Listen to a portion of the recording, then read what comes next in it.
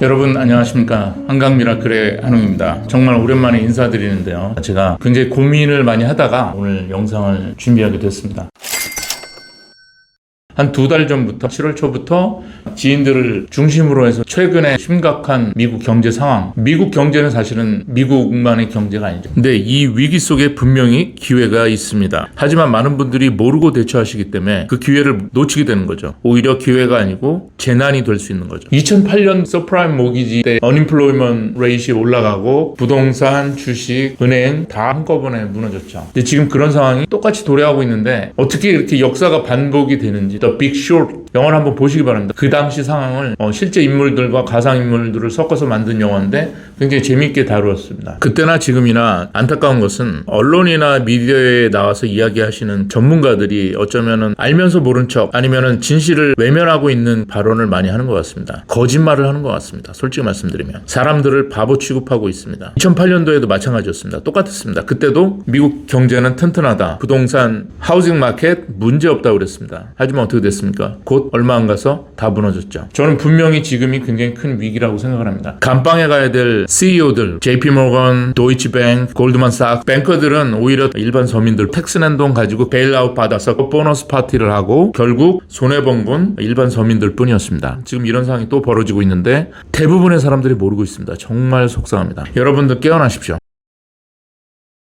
여기 보시면은 10년짜리 국채와 2년짜리 국채의 이자를 뺀 겁니다. 10년에서 2년짜리 국채의 이자를 뺐을 때 플러스가 나와야 정상입니다. 정부에 2년만 빌려주는 것보다 10년을 빌려줬을 때 이자를 더 많이 받는 게 정상이죠. 그런데 이 그래프가 제로 밑으로 내려갔다는 거는 이게 역전이 됐다는 거죠. 인버티드라는 용어를 사용하는데, 근데 역전이 된 이후에 경제공황이 한 번도 예외 없이 나타났습니다. 우리가 잘 알고 있는 가장 최근의 경제공황 2008년도 서프라임 모기지 사태 때 지금 똑같은 상황이 벌어졌죠. 연준에서 이자율을 내리게 되면 경제공황의 신호탄이 될 수 있습니다. 이거는 많은 전문가들이 100% 예외 없었다고 강조하는 그래프입니다. 그런데 2008년도에도 이 그래프를 봤을까요? 안 봤을까요? 봤겠죠. 근데 2008년도에 뭐라고 그랬냐? 이번엔 다르다. 옛날에는 맞다. 옛날에 다 맞았는데 이번엔 다르다. 지금도 똑같습니다. 이번엔 다르다. 그렇게 얘기하고 있습니다. 여러분들 속지 마십시오. 거의 2년 동안 마이너스 상태입니다. 그리고 다시 플러스로 올라갈 때 예외 없이 경제 공황이 있었습니다. 이거 하나만 가지고도 여러분들 믿으셔야 됩니다. Federal Funds Effective Rate이라고 하는 건데요. 연준에서 이자율을 내릴 때마다 이게 바로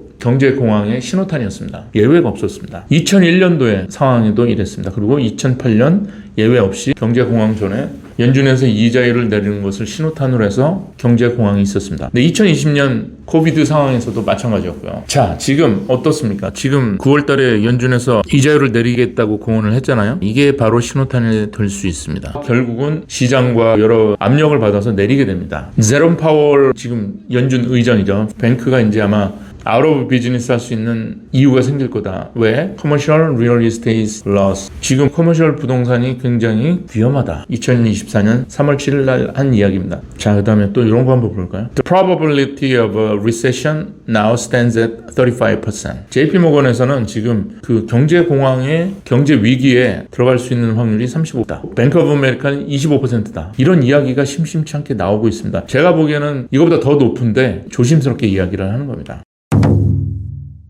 자, 최근에 빅테크 컴퍼니들이 레이오프를 엄청나게 많이 했다는 뜻이죠. 얼마나 많이 했냐? 여기 보시면 8월에 인텔에서 15%의 15,000명 잡이 없어졌대요. 그리고 시스코는 7% 4,000명 이상을 레이오프 시켰습니다. 384개의 테크 컴퍼니들이 지금 레이오프를 했대요. 한 12만 4천 2024년만. 그리고 2022, 2023년 합쳐서 42만 8천 명 레이오프가 있었습니다. 이렇게 고급 직종들에서 굉장히 많은 레이오프가 일어나고 있음에도 불구하고 지금 아무도 이야기하지 않고 있습니다. The Big Short. 그 영화에 보면 2008년에 상황이 어떠했는지 굉장히 자세하게 나옵니다. 2008년에는 CDO라는 정크 번드인데요. 이것 때문에 2008년에 경제 공황이 왔다고 해도 과언이 아닙니다. 지금 상황은 다르냐? 지금도 마찬가지입니다.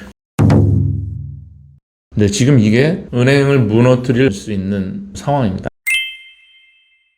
요 그래프를 한번 또 보여드리겠습니다. 자, 여러분 2024년 1분기에 은행의 unrealized 적자가 517 빌리언, 밀리언 아니고 빌리언입니다. 자, 이게 이제 트리거가 돼서 경제 공황이 일어났던 거죠, 사실은. 근데 이 규모가 보면은 이게 100 빌리언이거든요. 마이너스 100 빌리언이 채 안 되죠. 러스가 70 빌리언이었다는 거죠. 지금 얼마인가 볼까요? 자, 이 3분기인지 언제인지 모르겠지만 700 빌리언 달러가 지금 unrealized loss인 거죠. 이게 터지기 시작하면은 정말 어마어마한 후폭풍이 일어날 수밖에 없는 거죠. 여러분들 준비하셔야 됩니다. 지금 은행들이 폭탄 돌리기 하고 있는 겁니다. 언제 누구 하나 딱 터지면은 그다음부터 연쇄적으로 터지는 거죠. 2008년도보다 지금 더 은행들끼리 밀접하게 서로 연결이 되어 있습니다. 밸런스를 맞추기 위해서 은행들은 정클론, CLO들을 상대할 수밖에 없는 거죠. 높은 이자를 받아서 좋긴 하지만 위험을 감수해야 되는 거죠. 많은 은행이 문을 닫을 수 있다. 하물며 지금 우리 한인사회에 있는 한국계 은행들이 얼마나 튼튼한지는 여러분들이 한번 판단을 해보셔야 될 것 같습니다. 어떤 한 군데서 이제 사태가 벌어지면 주식이 폭락할 거고요. 그 다음에 레이오프가 더 폭발적으로 가속화돼서 그 레이오프 된 사람들은 집값을 페이할 수 없으니까 손을 들어버리겠죠. 채무 불이행을 하게 되면 연쇄 반응이 일어나서 굉장히 악영향, 경제에 미치게 되는 거죠. 그러면 글로벌 파이낸셜 크라이시스 뿐만 아니고 패닉으로 들어가는 거죠. 경제 대공황으로 들어갈 수 있는 기로에 서 있다. 옛날보다 더 심각하다. 지금 규모가 옛날보다 더 커졌잖아요. 50%에서 80% 주식, 부동산도 한 80% 가까이 떨어지지 않을까 이렇게 얘기를 하고 있습니다. 그러지 않길 바라야겠죠. 하지만 준비를 하셔야 됩니다, 여러분들. 그럼 어떻게 준비를 해야 될까요? 내 원금을 보존할 수 있는 안전한 투자 상품에 넣으셔라. 조금 있으면 여러분들 원금도 못 찾습니다. 자, 여기 보시면요. 2000년도부터 이제 닷컴 버블로 인해서 엄청나게 주식이 떨어지기 시작합니다. 이때 얼마가 떨어졌나요? 12만 불에서 7만 불 떨어졌으면 거의 50% 정도 떨어졌습니다. 한 3년 내내 떨어졌습니다. 그런데 다시 올라갔죠. 2008년도에 다시 떨어졌습니다. 이때도 35%. 1년 내내 떨어졌습니다. 이거 보시면은 어떤 분들은 그렇게 얘기하시더라고요. 주식 내려왔다 다시 올라간다. 얼마 만에? 이걸 다시 회복하는데 아마 15년 정도 걸린 것 같습니다. 원금을 개런티 받을 수 있는 그런 상품이 있다면 저 같으면 죽기 살기로 거기 돈을 넣겠습니다. 10년 이상 여러분들 기다릴 수 있습니까? 기다릴 수 없습니다. 10년 동안의 그 잃어버린 그 세월이 아깝지 않습니까? 10년 만에 내 원금이 다시 원금된다면? 네, 여러분 경제공황은 제가 보기엔 100%입니다. 제가 생각하는 시기는 9월 이자율이 떨어질 때 아니면은 늦어도 11월 대선이 끝나면은 시작이 될 겁니다. 이거 정말 리얼입니다. 여러분들 전화 주시기 바랍니다. 감사합니다.